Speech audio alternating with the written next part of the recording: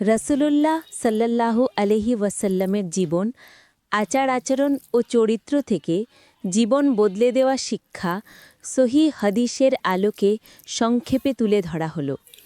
প্রতিটি হাদিসই সহিহ সূত্র থেকে নেওয়া।